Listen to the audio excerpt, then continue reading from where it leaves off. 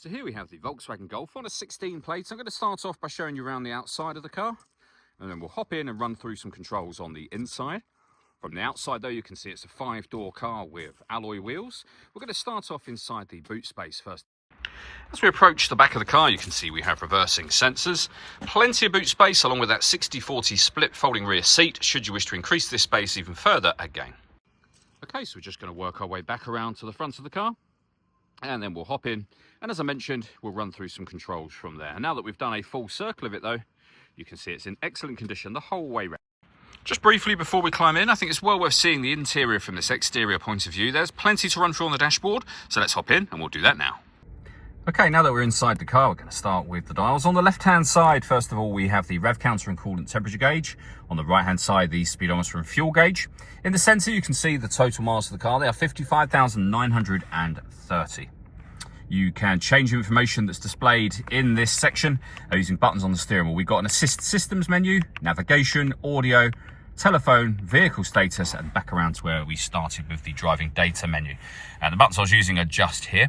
We have stereo controls on this side, which continue on the left-hand side. We have cruise control. This car's got adaptive cruise control, so hit this button here. This vehicle is able to maintain its own distance between itself and the car in front, both speeding up and slowing down automatically based on the car in front speed. Into the centre next, we have the main touchscreen for the car. So we're on the menu at the moment just here.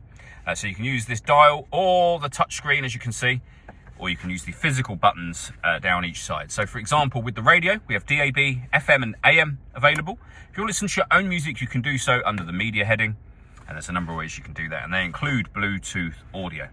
You can hit the phone button and then find telephone. We've got satellite navigation, as you can see as well. This car's got autonomous parking, so of course it has parking sensors and a visual guide to those sensors, but it also has the ability to be able to park itself. So it will take control of the steering for you once it finds a space, and I'll show you how you activate that in just a moment. Working our way down from that main screen, we have dual zone climate control. You can adjust the passenger and driver temperature. You can increase and decrease the fan speed. You can determine what direction you'd like the air to be distributed in. And then when you're happy with those settings, air conditioning's on at the minute, so that's off, back on, or hit auto. The car will then take full control for you to maintain the temperatures that you've asked for. And you can override that manually, put it back on your own settings here. We have a heated driver's seat and heated steering wheel operated on this button, and a heated passenger seat over on this left-hand side. Below that section, some storage, USB and auxiliary inputs, the gear lever for the fully automatic gearbox. You can turn your parking sensors on and off from here, and this button turns on the autonomous parking, which I showed you just a moment ago, and of course you can turn those both off.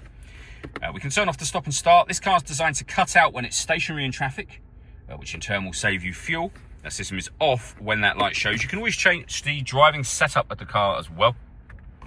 So you can put the car in eco, normal, sport or individual, and under individual you can customize the settings that are shown on the screen now. All that leaves me to say is thank you for taking the time to watch this video. If you'd like to come and see the car for yourself and have a test drive, please feel free to give us a call here at Surrey Specialist Cars. We'd love to hear from you soon.